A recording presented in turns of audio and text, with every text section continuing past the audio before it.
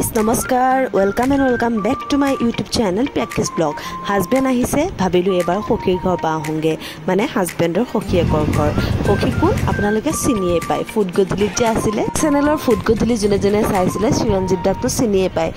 Husband যিহেতু দূৰত থাকে তো দুদিনতে আমি কিমান যে প্লেন কৰিব লাগে এয়া আজি সখীৰ ঘৰলৈ আহিলোঁ সখীৰ মাৰ লগত বহুত কথা পাতিলোঁ তাৰপিছত সখীয়ে কি ধুনীয়া খানা বনাই সেইখিনি এক্সপ্লেইন কৰি আছে শুনকচোন চিকেন তো বোনলেস চিকেন তো বেলেগকে সৰুকে অলপ ফ্ৰাই কৰি দিছো এটা মিক্স কৰি পেলাই এইটো চিকেন তো ভাজি ভাজি ইয়াত এতিয়া মই বিলাহী ক্যাপসিকাম আৰু ধনিয়া দিছো এটা টমেটো চিকেন জিদ্দা ইমানেই খোৱাত লগাকে বনালে একদম প্লেট চাফা কৰি খালোঁ চিৰঞ্জিত দা খানা যদি কোনোবাই খাইছে কমেণ্ট বক্সত নিশ্চয় জনাব মই কিন্তু বহুত ভাল পালোঁ আকৌ আহিম বুলি কিন্তু কৈয়ে আহিছোঁ মাৰ লগত কথা পাতি সকলোকে বাই বাই দি ঘৰলৈ বুলি ৰাওনা হ'লোঁ আজিলৈ বাই বাই।